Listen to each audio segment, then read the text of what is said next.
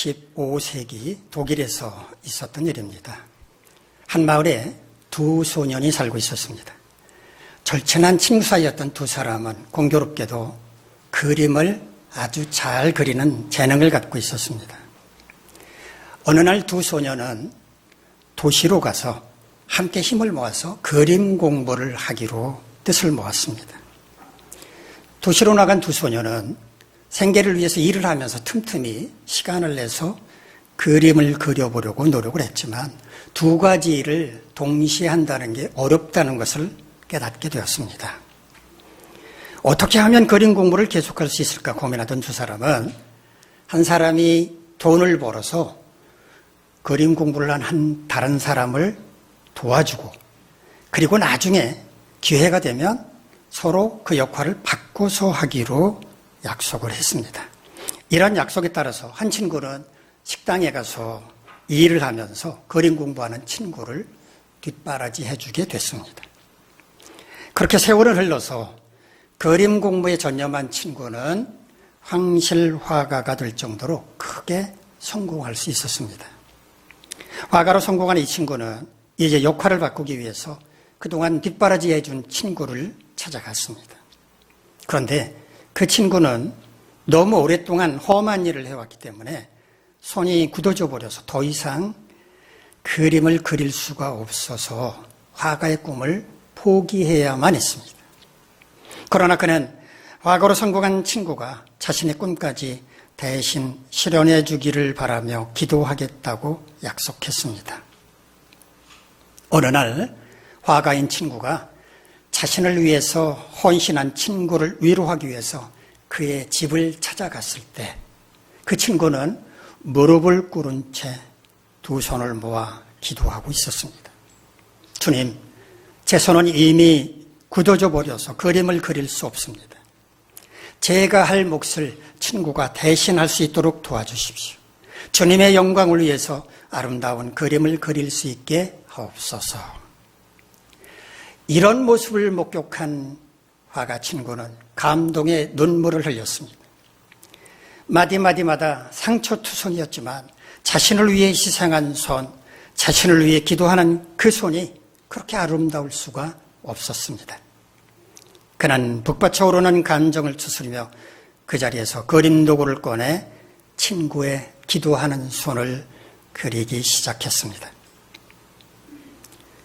기도하는 손이란 제목의 그림을 한 번쯤은 보셨을 거라고 생각을 합니다. 15세기 독일 르네상스 시기의 위대한 화가였던 알브레히트 듀레르가 만든 작품인데요. 그 이야기에 이런 감동적인 그 그림의 감동적인 이야기가 담겨져 있습니다. 듀레르는 이 그림을 그리면서 이렇게 말했다고 합니다. 기도하는 손이 가장 깨끗한 손이요 가장 위대한 손이다. 기도하는 자리가 가장 큰 자리요 가장 높은 자리다. 여러분은 지금 무엇을 위해 또 누구를 위해 기도하고 계십니까? 사순절 첫 번째 주일인 오늘은 기도에 관해 생각해 보려고 합니다. 모든 인류의 구원을 위해 십자가 고난을 걸어가셔야만 했던 예수님의 마음 얼마나 착잡하셨을까요? 물론 예수님은 십자가에 달려 죽음의 순간을 맞는다고 하더라도 3일 만에 다시 살아나실 것을 알고 계셨지만 그래도 우리와 똑같은 육신을 갖고 계셨기 때문에 그 고통을 오롯이 감당해야만 하셨으므로 두려움은 이루 말할 수 없었을 것입니다. 예수님은 이런 두려움을 기도로 극복하고자 하셨습니다. 제자들과 함께 겟세마네 동산으로 가신 예수님은 베드로, 야고보, 요한 세 제자에게 이렇게 말씀하셨습니다. 내 마음이 심히 고민하여 죽게 되었으니 너희는 여기 머물러 깨어있으라. 여러분은 고민이라고 하는 말을 들으면 어떤 느낌이 드십니까? 어떤 일에 대해서 가볍게 걱정하는 것쯤으로 생각하실 겁니다. 그래서 십자가 고난을 하루 앞둔 예수님께서 고민하셨다라는 말씀을 읽을 때마다 왠지 적합하지 않은 표현 같은데 라는 생각을 하게 될 것입니다. 그런데 이 고민이라는 한자를 보면 조금 이해가 갑니다. 쓰다는 뜻, 괴롭다는 뜻의 고자와 답답하고 번민한다는 뜻의 민자입니다. 괴로워하고 번민한다라는 의미이기 때문에 그렇게 동떨어진 단어는 아닙니다. 자, 아무튼 예수님은 죽을 만큼 고통스러워 기도해야겠으니 너희도 여기서 깨어 있어라, 즉 기도해라 라고 말씀을 하신 겁니다. 기도는 쉬지 말고 항상 하는 게 마땅하지만 특별히 죽을 만큼 고통스러울 때는 기도밖에는 할 수 있는 게 아무것도 없습니다. 오늘 본문의 말씀을 함께 연구하면서 기도에 대해 생각해보는 시간을 갖도록 하겠습니다. 오늘 본문은 다윗이 악한 자들에 의해 핍박을 당할 때 하나님의 구원을 바라며 간구했던 탄원시인데요. 먼저 본문 1절에서 3절까지 말씀 화면을 보면서 한번 같이 읽을까요? 시작. 여호와여 나의 말에 귀를 기울이사 나의 심정을 헤아려 주소서. 나의 왕 나의 하나님이여 내가 부르짖는 소리를 들으소서. 내가 주께 기도하라이다. 여호와여 아침에 주께서 나의 소리를 들으시려니 아침에 내가 주께 기도하고 바라리이다. 1절에서 나의 말에 귀를 기울이사라고 말하고 있고 2절에서는 내가 부르짖는 소리를 들으소서라고 말합니다.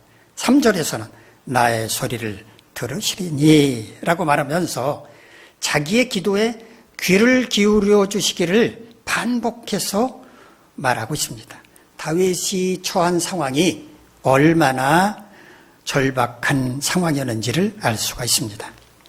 마치 십자가 고난을 하루 앞둔 그 밤에 예수님께서 겟세마네 동산에서 제자들과 함께 기도하실 때 내가 지금 죽게 생겼으니 죽을 만큼 고통스럽다라고 말씀하셨던 것과 같이 악한 자들에 의해서 핍박을 당하던 다윗도 두렵고 고통스러웠기 때문에 제발 제 기도에 귀를 기울여 주십시오 라고 반복해서 외친 것입니다.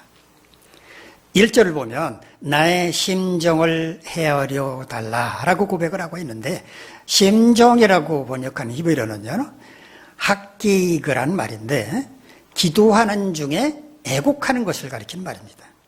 또 헤아린다라고 우리말로 번역한 히브리어는 빈이란 말인데 이해하다, 지각한다라는 뜻입니다. 지금 자신이 왜 슬피 울면서 기도해야 하는지 자신의 형편과 처지를 이해해달라고, 지각해달라고, 헤아려달라고 호소를 하고 있는 것입니다. 그런데 3절을 보면 아침에 기도한다고 말합니다. 우리말로 아침이라고 번역하는 히브리어는요 보케르란 말인데 날이 밝은 무렵, 새벽녘을 가리키는 말입니다. 예수님께서도 날이 밝기 전 새벽에 기도를 하셨죠. 왜 새벽에 기도할까요? 하루의 일과를 시작하기 전에 고요한 시각, 또 분주한 일상으로 방해를 받지 않는 시각이기 때문에 새벽에 기도하는 것입니다. 그날에 처리해야 할 모든 일들을 주님께 하려고 합당한 은혜를 내려주시기를 바라는 마음으로 새벽 시간에 기도하는 것입니다. 다윗은 이른 아침 새벽에 기도할 때 주께서 자기의 기도를 들어주실 것이라고 확신합니다. 자신의 의지대로 하루를 시작하는 것이 아니라 주님께서 함께해 주실 것을 확신하면서 기도함으로 하루를 시작하고 있기 때문에 그렇습니다. 우리 본문 4절에서 6절까지 말씀 같이 읽겠습니다. 시작. 주는 죄악을 기뻐하는 신이 아니시니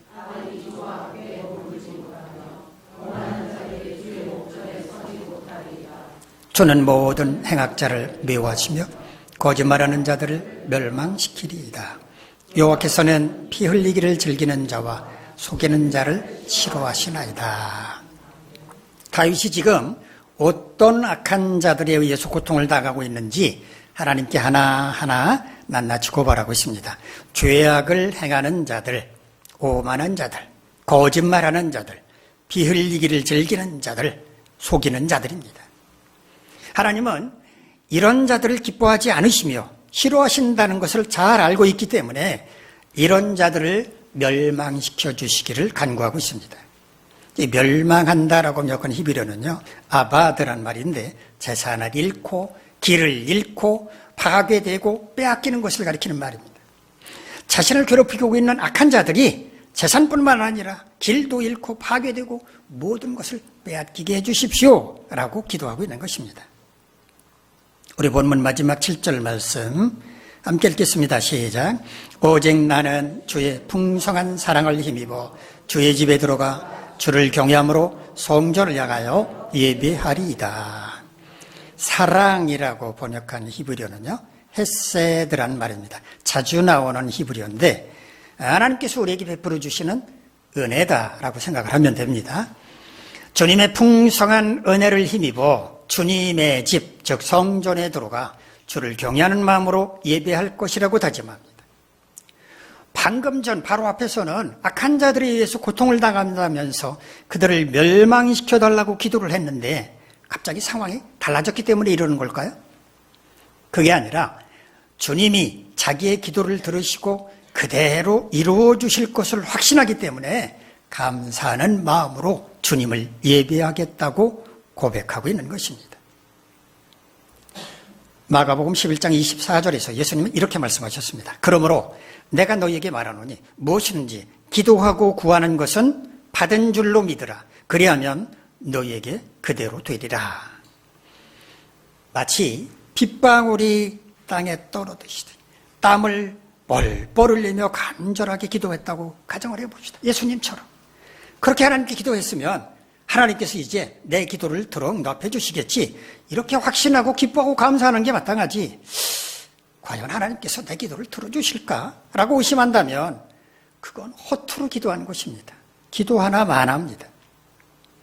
일주일이든 혹은 보름이든 20일이든 기간을 정해놓고 작정 기도를 했다고 가정을 해봅시다.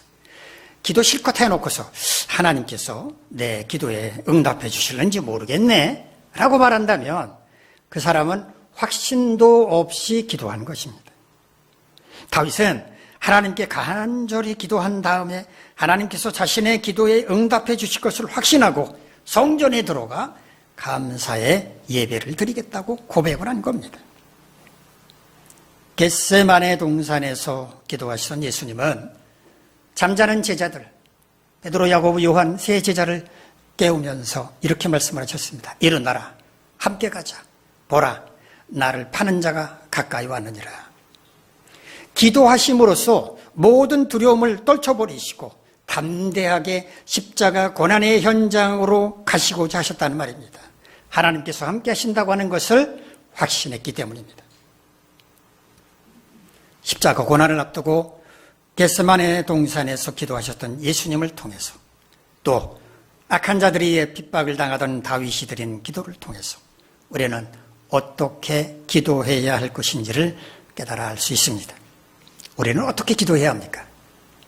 첫째, 자신이 처한 형편과 상황을 있는 그대로 소상하게 하나님께 아뢰어야 합니다.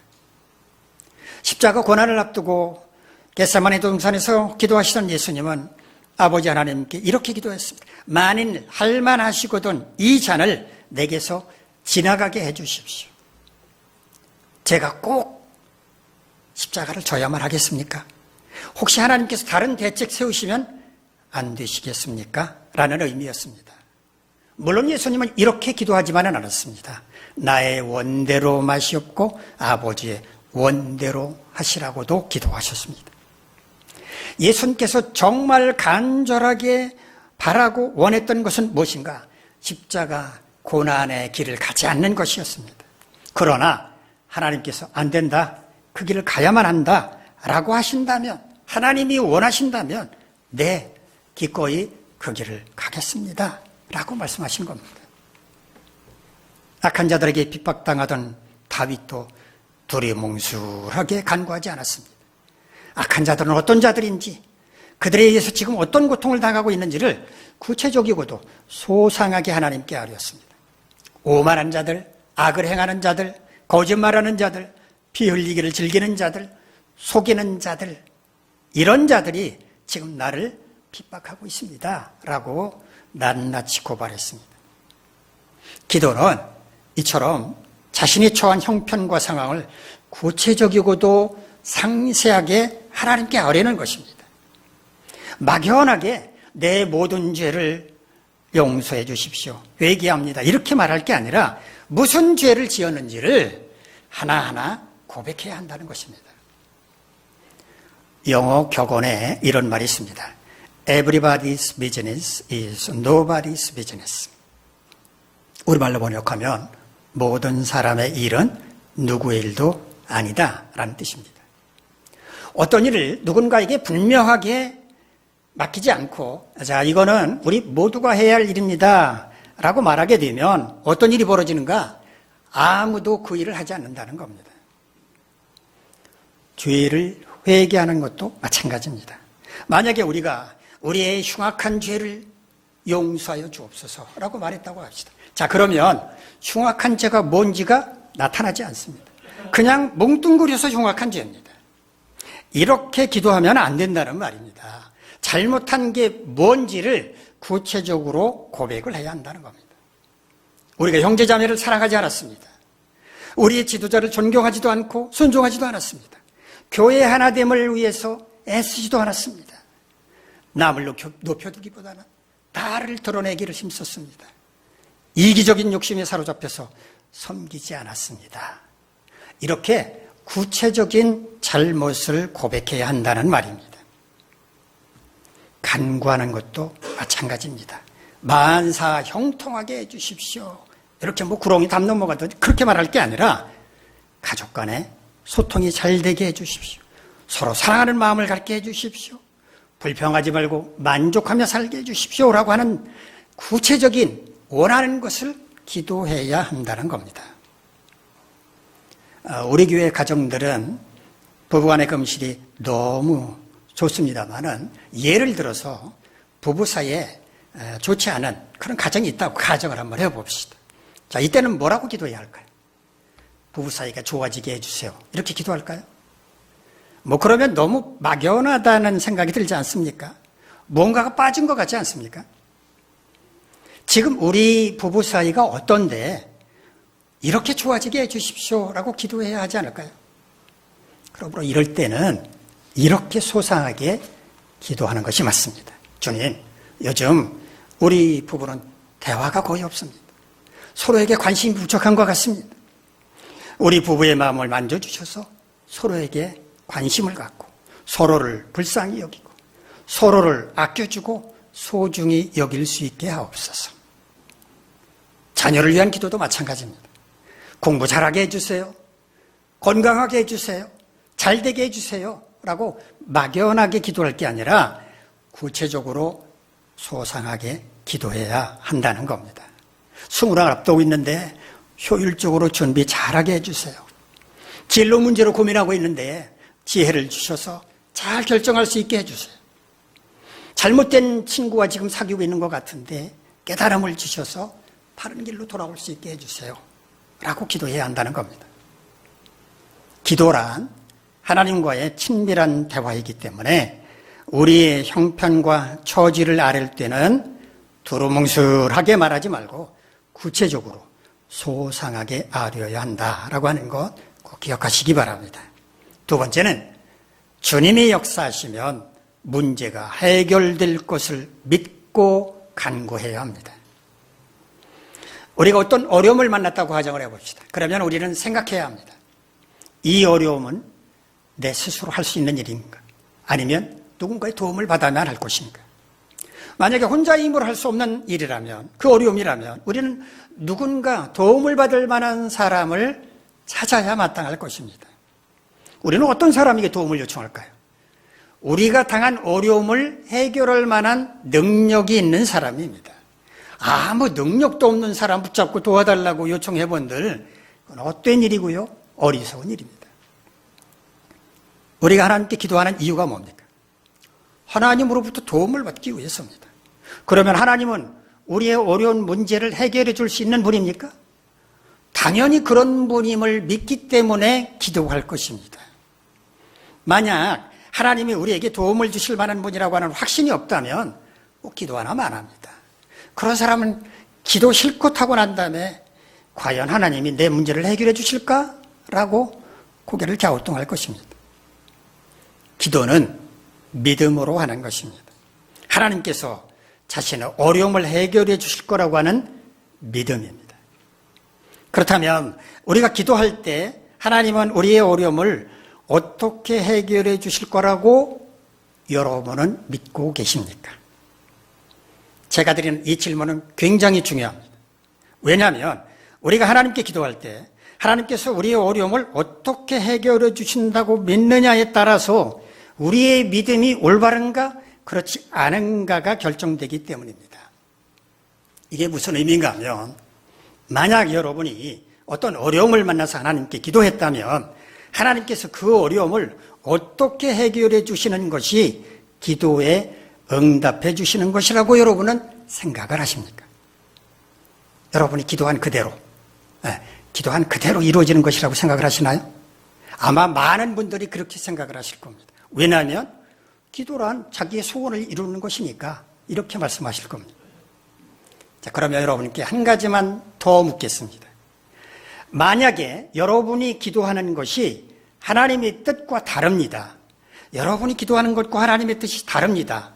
그러면 그때에도 우리가 기도한 대로 이루어져야 한다고 생각을 하십니까? 왠지 아닌 것 같죠? 찝찝할죠? 내 뜻과 하나님의 뜻이 다른데 내 뜻대로 기도가 이루어진다는 게 뭔가 아닌 것 같죠? 그렇다면 우리가 기도한 그대로 우리가 원하는 그대로 이루어져야 한다는 우리의 믿음이 과연 올바른 것입니까? 아닌 것 같죠? 그렇죠? 아무리 우리가 하나님께 우리의 소원을 아랜다고 하더라도 그 기도가 하나님의 뜻과 벗어난 것이라면 그 기도는 이루어지지 않습니다. 아니, 이루어지지 않는 게 맞습니다. 만약에 우리가 기도하는 것이 하나님의 뜻이 아니라고 해봅시다. 하나님의 뜻이 아닌 것을 우리가 기도하고 있습니다. 자, 그러면 하나님께서 우리에게 뭐라고 말씀하실까요? 안 돼. 그 기도는 이루어질 수가 없어. 라고 말씀하지 않을까요? 그렇죠? 안 된다고 말씀하실 겁니다. no라고 말씀하실 겁니다. 그러니까 우리가 기도한 것에 대해서 하나님께서 no라고 말씀하시는 것도 기도 응답이란 말입니다. 그거는 내 뜻이 아니야. 너 기도 지금 잘못하고 있어. 라고 no라고 말씀하시는 것도 기도 응답이란 말입니다. 때로는 시기가 맞지 않는 경우도 있을 수 있습니다. 우리의 기도가 하나님의 뜻에는 맞습니다. 그런데 시기적으로 아직 때가 아닌 경우가 있습니다. 이때 하나님은 우리에게 뭐라고 말씀을 하실까요? 지금은 때가 아니야. 기다려야 돼. 라고 말씀하실 겁니다. 그러므로 우리의 기도가 즉각 우리 뜻대로 이루어지는 것만이 기도 응답이 아니고 그 기도는 내 뜻이 아니야. 라고 no라고 말씀하시는 거죠. 아, 그래. 알았는데 아직은 때가 아니구나. 라고 하는 wait, 기다려라 하는 응답도 기도 응답이라고 하는 믿음이 있어야 한다는 말입니다. 자기가 기도한 그대로 이루어지는 것만이 기도 응답이 아니라 안 된다고 거절당하는 no도 아직은 때가 아니므로 기다려야 한다라고 하는 wait도 기도 응답이라고 하는 믿음을 가져야 한다는 것 꼭 기억하시기 바랍니다. 세 번째, 주님이 기도에 응답해 주실 것을 믿고 감사하며 찬양해야 합니다. 기도 응답은 우리가 원하는 대로 이루어지는 것만이 아니라 no도, wait도 기도 응답이라고 말씀을 드렸는데 주님이 기도에 응답해 주실 것을 믿고 감사하며 찬양해야 한다는 말은 무슨 의미일까요? 어떤 결과와 마주치든지 그것을 기도 응답이라고 받아들이고 감사하고 찬양해야 한다는 겁니다. 사도 바울이 데살로니가 전서 5장 18절에서 범사에 감사하라 라고 말했다는 거 모르는 분 없을 겁니다. 자, 그러면 우리는 어떻게 범사에 감사할 수 있습니까? 어떤 상황을 만나든지 그것을 하나님의 뜻으로 받아들일 때 우리는 범사에 감사할 수 있습니다. 성숙한 믿음을 가진 사람은 기도할 때 예수님처럼 기도합니다. 무슨 말인가 하면 이렇게 해 주십시오. 이렇게 될 줄 믿습니다. 이렇게 기도하는 게 아니라 제 소원은 이것이지만 제 소원대로가 아니라 주님의 뜻대로 행하시라고 기도한다는 말입니다. 암에 걸린 사람이 있습니다. 어떻게 기도할까요? 치유해달라고 기도할 것입니다. 그렇다고 해서 병원 치료도 거부한 채 오로지 기도만 하는 것은 위험한 일이기도 하지만 어리석은 일이기도 합니다. 하나님의 뜻은 의학의 도움을 받지 않은 채 오로지 기도만으로 치유하는 거라고 생각을 하시나요? 절대로 그렇지 않습니다. 열왕기하 20장을 보면 병들어 죽게 된 히스기야 왕이 치유되는 과정을 소개하고 있습니다. 이사야 선지자는 죽을 병에 걸린 히스기야 왕을 찾아가서 자리에서 더 이상 일어나지 못할 것이라고, 죽고 말 것이라고 사망 선고를 내립니다. 그러나 히스기야는 그것을 받아들이지 않습니다. 얼굴을 벽으로 향하고 앉아서, 그 누워있던 히스기야가 앉아 있었다고 하니까 얼마나 고통스러웠겠어요. 어쨌든 앉아서, 벽을 향해서 앉아서 통곡하면서 하나님께 기도했습니다. 히스기야의 간절한 기도를 들으신 하나님께서 마음을 돌이키십니다. 이사야 선지자를 다시 히스기야에게로 보내서 이렇게 말합니다. 3일 만에 일어나 성전에 올라가서 감사의 제사를 드릴 것이다. 네 수명을 15년 더 연장해 줄 것이다. 그런데 성경을 보면 그때 이사야 선지자가 히스기야에게로 와서 그 말을 전할 뿐만 아니라 이렇게 말합니다. 무화과 반죽을 가져오라고 말합니다. 그리고 그 반죽을 히스기야의 상처 위에 놓아 낫게 했다라고 말합니다. 하나님께서 히스기야의 병을 고쳐주겠다고 말씀을 하셨으니까 무화과 반죽은 아무 소용이 없는 거였습니다. 그런데 이사야는 무화과 반죽을 상처에 놓는 행위를 했습니다. 이게 무슨 의미라고 생각을 하십니까? 저는 이것이 질병을 치료할 때 기도만이 아니라 의학의 도움을 받아야 한다라고 하는 것을 암시한 것이라고 생각합니다. 자, 아무튼 암에 걸린 사람이 병원의 치료를 받아가면서 하나님께 치유해달라고 간절하게 기도했습니다. 결과는 둘 중 하나일 것입니다. 암에서 치유되든가 아니면 더 어려운 결과를 맞게 될 것입니다. 만약에 암이 치유되지 않고 더 나빠졌다고 가정을 한번 해봅시다. 이때 그 사람의 믿음이 어떤지 알 수가 있는데, 믿음이 약한 사람이라면 내가 전심으로 기도를 했는데도, 주님께 매달렸는데도 치유해 주시지 않아? 라고 실망한 채 아마 믿음에서 멀어질지도 모릅니다. 그러나 믿음이 성숙한 사람은 어떨까요? 나는 암이 치유되기를 간절히 바랬는데 하나님의 뜻은 그렇지 않은 모양입니다 라고 말하면서 겸손히 겸허하게 결과를 받아들일 것입니다. 기도할 때 주님이 기도에 응답해 주실 것을 믿고 감사하며 찬양해야 한다라는 말의 의미는 기도의 결과가 어떠하든지 그것을 하나님의 뜻으로 받아들인다는 자세, 또한 하나님께서 행하시는 모든 일에 감사하며 찬양하겠다는 자세를 가져야 한다는 것입니다. 이런 자세를 가진 사람은 차원이 높은 신앙생활을 합니다. 형통하면 기뻐하고 어려움을 만나면 풀이 죽는 게 아니라 어떤 형편과 상황에서나 평정심을 잃지 않습니다. 어떤 일에 도구가 트여서 능숙하게 해내는 사람, 이런 사람을 우리가 뭐라고 부릅니까? 도사라고 부르죠. 도사 같다라고 말합니다. 여기서 말하는 도란 사람으로서 마땅히 지켜야 할 도리 혹은 깊은 묵상을 통해서 깨달은 종교적인 이치를 가리킵니다. 도사는 모든 걸 통달하는 사람이잖아요. 그런 사람답게 상황에 따라서 경망스럽게 행동하지 않습니다. 언제나 평정심을 유지합니다. 차원이 높은 신앙생활을 하는 사람을 보면 마치 도사와 같다라는 생각을 하게 됩니다. 아니, 마치 주님을 보는 것 같다라는 생각을 하게 됩니다. 이왕 예수를 믿고 신앙생활을 한다는 소리를 들을 거라면 차원 높은 신앙생활을 해보시는 게 어떻겠습니까? 기도할 때 자신이 처한 형편과 상황을 있는 그대로 소상하게 하나님께 아뢰되 주님이 역사하시면 문제가 해결될 것을 믿고 간구하며 주님이 기도에 응답해 주실 것을 믿고 감사하며 찬양해 보시기 바랍니다. 사도 바울은 데살로니가전서 5장 17절에서 쉬지 말고 기도하라고 권면했는데 기도하기를 멈추어서는 안 된다는 의미입니다. 여러분은 지금 기도하기를 멈추지 않고 계속하고 계십니까? 우리는 왜 기도해야 합니까? 십자가 고난을 앞두고 겟세마네 동산에서 기도하셨던 주님처럼, 그리고 오늘 본문의 다윗처럼 기도해야 하기 때문입니다. 어떻게 기도할까요? 첫째, 자신이 처한 형편과 상황을 있는 그대로 소상히 아뢰어야 합니다. 두루뭉술하게 얼렁뚱땅 회개하거나 간구할 것이 아니라 구체적이고도 상세하게 아뢰을 수 있어야 합니다. 둘째, 주님이 역사하시면 문제가 해결될 것을 믿고 간구해야 합니다.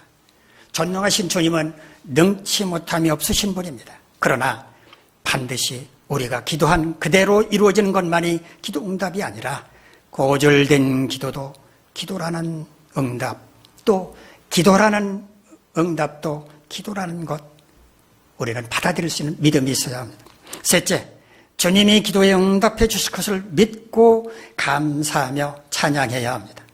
기도의 결과가 어떠하든지 그것을 하나님의 뜻으로 받아들이겠다라고 하는 자세, 또 하나님께서 행하시는 모든 일에 감사하며 찬양하겠다는 자세를 가져야 합니다. 여러분 모두 이와 같이 주님처럼 기도하심으로써 언제나 주님의 뜻을 따라 주님께 영광을 돌리며 주님의 백성답게 살아가시기를 간절히 바랍니다. 기도하겠습니다. 자비로우신 하나님, 우리 모두 주님처럼 기도할 수 있는 믿음을 주시옵소서. 예수님의 이름으로 기도하옵나이다.